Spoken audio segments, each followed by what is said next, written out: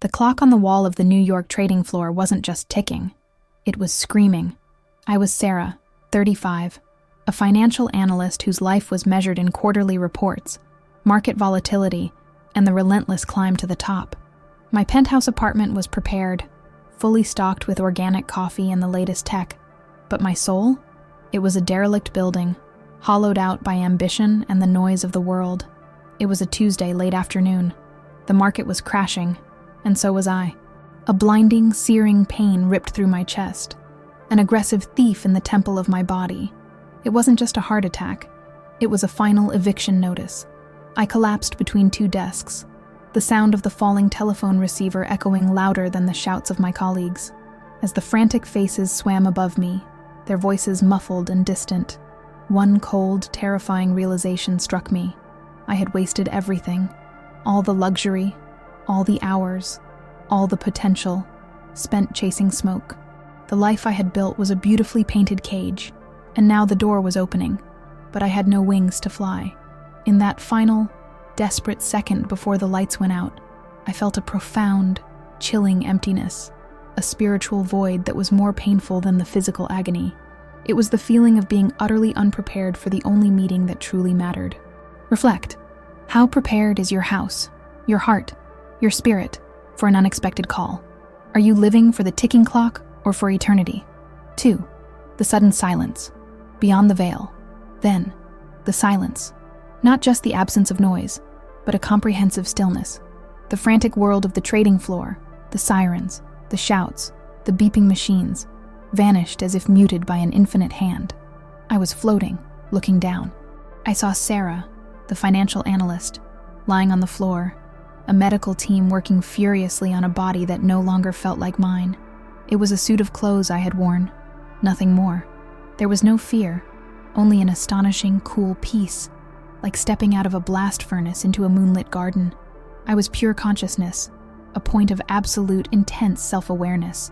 I was no longer defined by my job, my possessions, or my anxieties. I was me. Immediately, I was drawn into a vortex, a tunnel of swirling, vibrant colors, faster than thought, yet completely safe. This was the transition, the veil dissolving. But within the beauty of the void, I sensed a cold stillness, a profound spiritual chill that seemed to emanate not just from the empty space, but from the state of the earth. It was a premonition, a hint that the quiet was only temporary, that a great and terrible stillness, a darkness, was approaching the world I had just left. The light at the end wasn't just a destination. It felt like a desperate beacon in an encroaching cosmic night. 3. The court of light, the unfiltered review. The tunnel dissolved into a light, not a blinding glare, but a living, breathing illumination that was pure, unconditional love. Standing, or perhaps being in the presence of this light, was the being of light, whom my soul immediately recognized, with an overwhelming wave of certainty, as Jesus. Then came the review. It wasn't a judgment by him, but a judgment with him. My entire life, every thought, every word, every intentional and unintentional cruelty, every missed opportunity for love, unspooled around me. A three-dimensional, full-sensory movie. But the key was empathy. When I was impatient with the barista, I felt his frustration. When I ignored a homeless man, I felt his isolation. The review was a demonstration that every action is a ripple, and that the only true currency is love. The review was fast, yet eternal, and the overriding emotional tone was urgency. It was a race against a clock I hadn't known was running. Why did you waste this time? The light didn't ask an accusation, but in profound, sorrowful love. The window is closing. The time for correction, for harvest, is running out. I saw my unfulfilled potential, not as a loss to me, but as a loss to the world, a light that wasn't shown when it was desperately needed. 4. The voice of authority. I heard Jesus say, the review stopped, and the loving intensity of the light focused completely on me. I heard his voice, not with my physical ears, which no longer existed, but in the deepest chamber of my soul. It was a voice that held the authority of creation and the tenderness of a father. I heard Jesus say, prepare your house. Darkness is about to cover the earth. The words weren't a warning of punishment. They were an act of urgent, compassionate instruction. The darkness he spoke of was not merely a physical event, though it included that. It was a cosmic convergence, a time when the forces of chaos, amplified by humanity's collective spiritual neglect, would be given temporary sway. "The world is drifting," he said, the words echoing through my non-existent form. "The noise has become a deafening barrier. My people are asleep, trusting in paper and metal rather than the eternal rock. This silence, this darkness, is coming to break the noise and force a choice." The command, "Prepare your house," was the central pillar of the revelation, overriding all personal failures. It was the key to surviving the approaching night. The urgency was palpable, an electric current of absolute truth. The time of comfort is ending. The time of choosing is now. Reflect.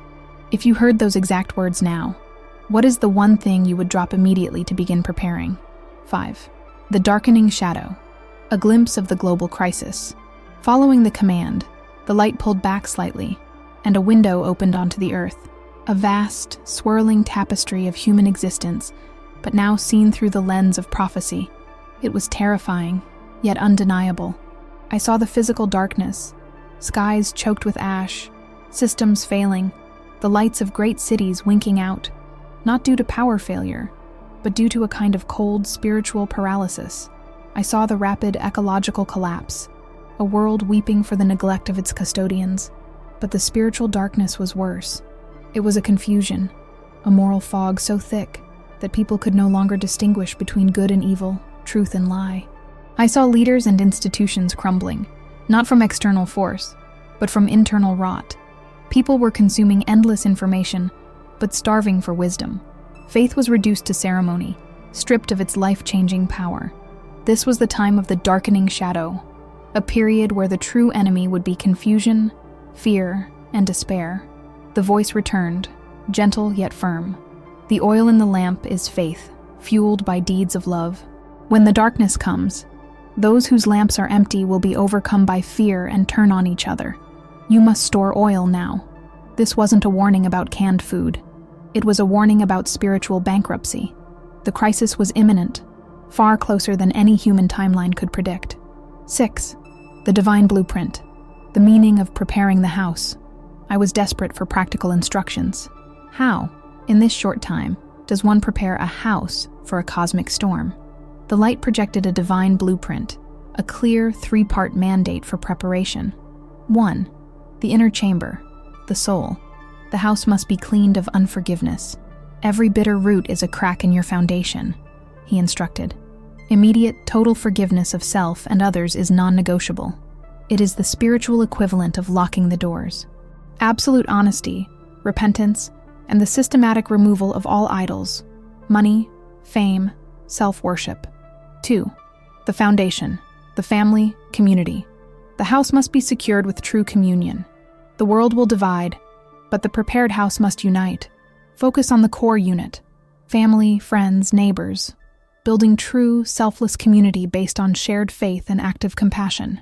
No one survives the darkness alone. 3. The supply room, active love. Preparation isn't hoarding, it's generating. The true supply is the relentless practice of love and service.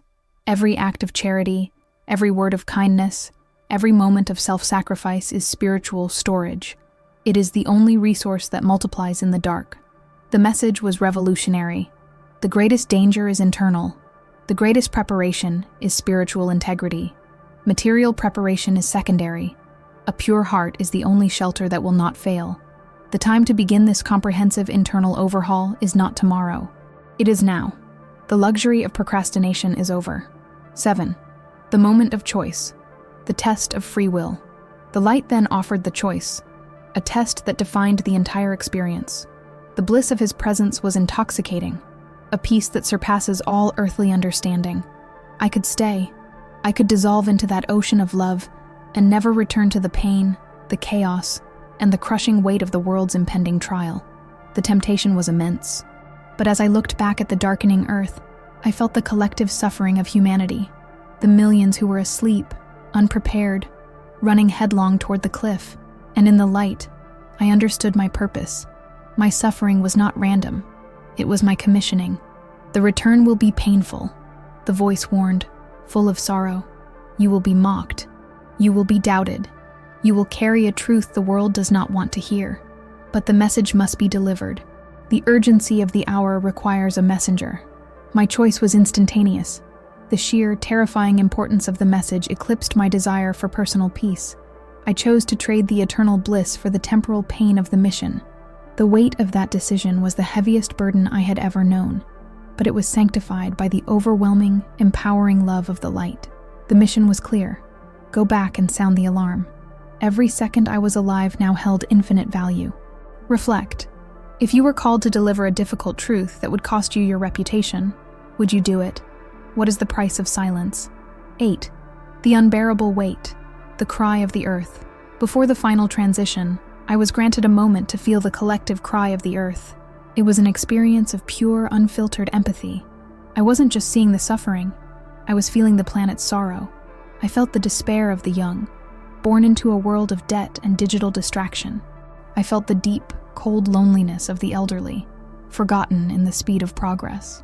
I felt the immense, suffocating weight of collective sin, not just personal wrongdoing, but the systemic, ingrained self-interest that had become the world's operating principle.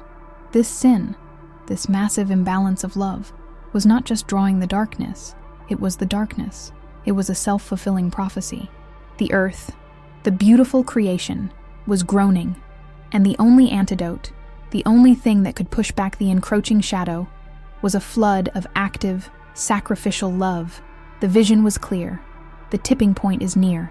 The moment when free will, exercised on a global scale, allows the system to fail and the shadows to rise. You must teach them that love is the only true preparation, the voice pleaded. Not fear, but the love that casts out fear. Return and be a beacon. Be the evidence. 9. The harsh re-entry. The messenger returns. The return was a brutal, shocking plunge from infinite light into physical pain and earthly noise. I was slammed back into the body of Sarah, the financial analyst, lying on the cold floor, the sound of the defibrillator paddle still echoing in the room. The pain was excruciating, but the shock was spiritual. The world felt dull, heavy, and loud. The bright colors of the universe were replaced by the beige of the office and the frantic, shallow concerns of the living. My colleagues were celebrating my miracle, but all I could see were their empty lamps. The internal conflict was immediate and agonizing. How could I go back to quarterly reports after seeing the face of God? How could I argue about stock prices when I knew the true, terrifying urgency of the time? I was a messenger carrying a message of such profound, cosmic importance. Yet I was just Sarah from New York, a woman who had just died and come back. The greatest struggle wasn't the physical recovery. It was the courage to speak, to risk the mockery, the doubt, the reputation, for the sake of the truth. The mission had begun, and the weight of the prophecy was a physical ache in my soul. 10. The final call to action. The clock is ticking. I am Sarah, 35, and I died on a Tuesday afternoon. And I came back to tell you, the clock is ticking, and the darkness is real. I am not a prophetess. I am an analyst who was given the ultimate data point. I heard the voice of authority, and the message was not subtle. Prepare your house. Darkness is about to cover the earth. You have seen the signs. You feel the global tremor of confusion and fear. This is not a drill. This is not a myth. This is the final, urgent call to spiritual arms. The time for preparation is not next week. It is now. Forgive everything. Clear the inner chamber. No bitterness can enter the shelter. Love actively. Secure the foundation. Reach out to the isolated, the broken, the lost. Build community, not walls. Drop the idols. What are you trusting in more than the divine? Your career? Your bank account? Your social media feed? Shed the weight. Simplify. Focus on the eternal. The coming darkness will not harm those whose lamps are filled with the oil of active love and true faith. It will be a time of testing, but also a time of maximum grace for those who choose the light. The choice is yours, and the moment of decision is here. Don't wait for the world to collapse to start living the life that truly matters. Start today. Prepare your house. Urgent reflection for the viewer. 1. If the darkness were to fall tonight, what is the single most important spiritual act you would regret not completing? 2. What is the one idol in your life, a distraction, a habit, a belief, that is draining the oil from your lamp? And what concrete action will you take to remove it today? Leave your comments below. Share this message. The hour is late. The preparation must begin now.